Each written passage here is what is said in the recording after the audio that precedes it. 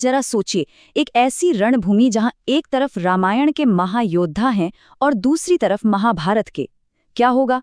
कौन किस पर भारी पड़ेगा? ये एक ऐसा सवाल है जो हमेशा से पूछा जाता रहा है।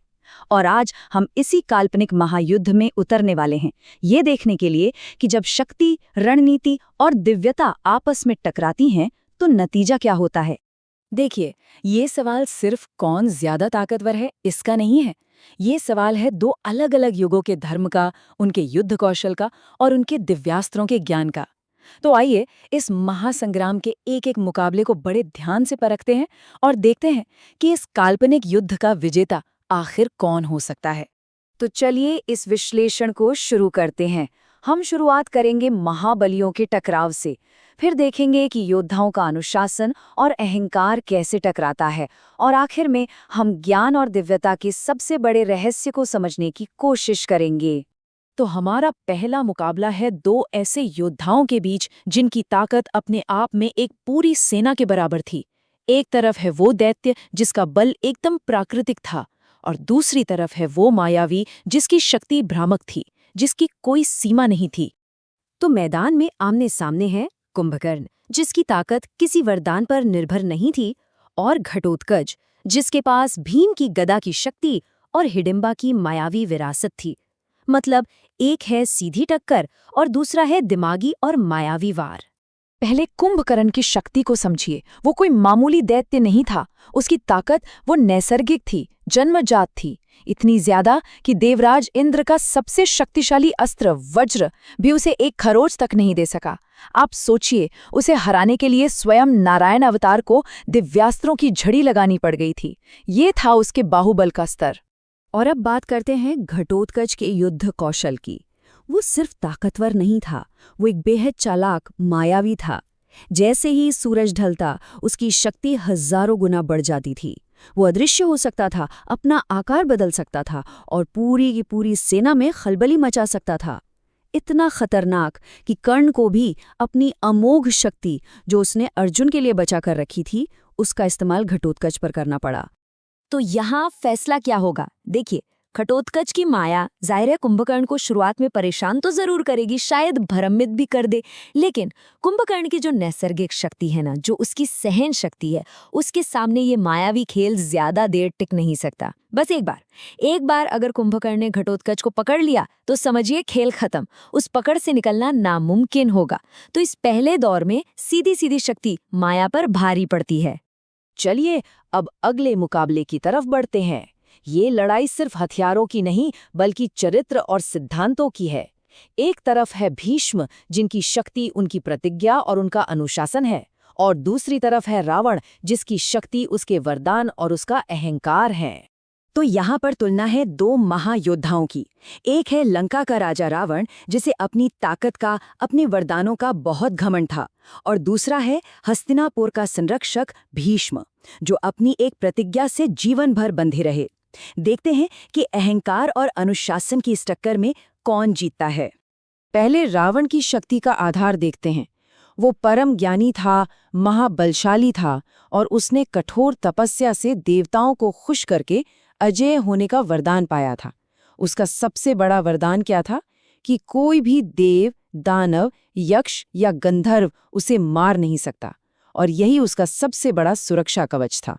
और अब आते हैं भीष्म पितामह की ताकत पर। उनकी शक्ति किसी वरदान से ज्यादा उनके अनुशासन और ब्रह्मचर्य की प्रतिज्ञा से आती थी। हाँ, उनके पास इच्छा मृत्यु का वरदान जरूर था, मतलब उनकी इच्छा के बिना उन्हें कोई मार नहीं सकता था। लेकिन सबसे जरूरी बात, वो एक मनुष्य थे। और बस यहीं पर आकर ना सारा खेल पलट जाता है। सोचिए, रावण ने अपने अहंकार में, अपने घमंड में देवताओं से सुरक्षा मांगी, दानवों से मांगी, लेकिन इंसानों को उन्हें तो कुछ समझा ही नहीं। और भीष्म, वो एक मनुष्य थे। इसका सीधा सा मतलब ये है कि रावण का सबसे बड़ा सुरक्षा कवच भीष्म के सामने किसी काम का नहीं है। रावण की सबसे बड़ी ताकत ही उसकी सबसे बड़ी कमजोरी बन जाती है। तो इस मुकाबले का नतीजा एकदम साफ है। रावण भीष्म को घायल कर सकता है पर मार नहीं सकता, क्योंकि भीष्म के पास इच्छा मृत्यु का वरदान है। वहीं दूसरी तरफ भीष्म रावण को आसानी से मार सकते हैं, क्योंकि रावण का वरदान इंसानों के खिलाफ काम ही नहीं करता। तो यहाँ पर अनुशासन और रणनीति अहंकार से मिले वरदानों पर भारी पड़ते हैं।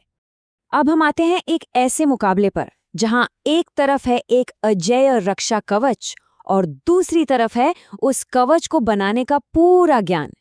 ये लड़ाई है एक दिव्य तोहफे और उस तोहफे के पीछे के विज्ञान के बीच।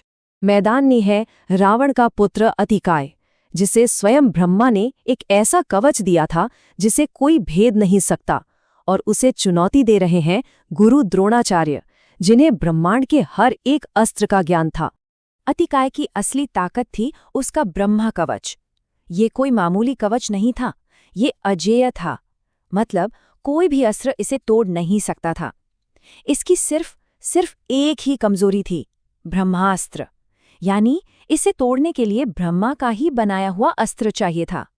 और यहीं पर गुरु द्रोण का ज्ञान काम आता है। वो सिर्फ एक योद्धा नहीं थे, वो दिव्यास्त्रों के एनसाइक्लोपीडिया थे। उन्हें हर अस्त्र का पता था और हर अस्त्र का तोड़ भी पता था। और सबसे दिलचस्प बात यह है कि उनके पास सिर्फ साधारण ब्रह्मास्त्र नहीं, बल्कि उससे भी 4 गुना ज्यादा शक्तिशाली ब्रह्मशिरास्त्र था। यानी उनके पास अतिकाय के कवच रूपी ताले की चाबी पहले से ही मौजूद थी।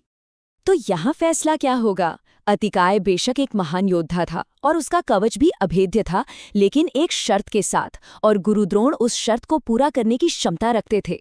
ये कुछ ऐसा है कि अतिकाय के पास दुनिया का सबसे मजबूत ताला था, लेकिन द्रोणाचार्य वो गुरु थे जिनके पास उस ताले को खोलने वाली एकमात्र चाबी थी। यहाँ अस्त्रों का ज्ञान एक वरदान पर भारी पड़ता है। और अब हम आते हैं उस मुकाबले पर जो असल में एक मुकाबला है ही नहीं। ये दिव्यता की प्रकृति पर एक सोच है, एक चिंतन है। ये सवाल है कि जब परम सत्य के 2 रूप आमने सामने हों तो फिर होता क्या है? ये तुलना है भगवान राम और भगवान कृष्ण की। लेकिन यहाँ ये पूछना कि कौन ज्यादा शक्तिशाली है, ये सवाल ही गलत है। सही सवाल ये है कि दोनों अवतारों का उद्देश्य क्या था, क्योंकि दोनों ही भगवान विष्णु के स्वरूप हैं। शास्त्रों में ऐसा कहा गया है कि भगवान कृष्ण ने विष्णु की सभी 16 कलाओं के साथ पूर्ण अवतार लिया था, जबकि भगवान राम ने 12 कलाओं के साथ। लेकिन इसका ये मतलब बिल्कुल नहीं है कि राम कम शक्तिशाली थे। उन्होंने तो जानबूझकर खुद को एक आदर्श मनुष्य की सीमाओं में बांधा था, ताकि वो मर्यादा पुरुषोत्तम का एक उदाहरण दुनिया के सामने रख सके। और इन दोनों की एकता का सबसे बड़ा प्रमाण तो स्वयं भगवान कृष्ण भगवत गीता में देते हैं। जब वो कहते हैं शस्त्रधारियों में मैं राम हूं, तो वो असल में ये स्वीकार कर रहे हैं कि जब बात धर्म युद्ध और शस्त्र विद्या की आती है तो राम ही परम आदर्श है। इसीलिए इनके बीच किसी संघर्ष की कल्पना करना ही व्यर्थ है। अगर ये दोनों कभी मिलते तो कोई युद्ध नहीं होता, बल्कि एक दिव्य मिलन होता, एक विलय होता। क्योंकि ये एक ही सत्य के 2 पहलू हैं। एक धर्म का रास्ता दिखाता है तो दूसरा उस रास्ते का अंतिम लक्ष्य है। इस मुकाबले में कोई एक नहीं जीतता, बल्कि स्वयं धर्म की जीत होती है। तो हमने देखा कि शक्ति कई रूपों में सामने आती है, कहीं शारीरिक बल के रूप में, कहीं मायावी तकनीक के रूप में, तो कहीं अनुशासन और अस्त्रों के ज्ञान के रूप में। लेकिन इस पूरे विश्लेषण के बाद एक सवाल फिर भी रह जाता है, इस महासंग्राम में असली जीत किसकी हुई? बाहुबल की, बुद्धि की, या फिर उस धर्म की जिसके लिए ये सभी महान योद्धा लड़े?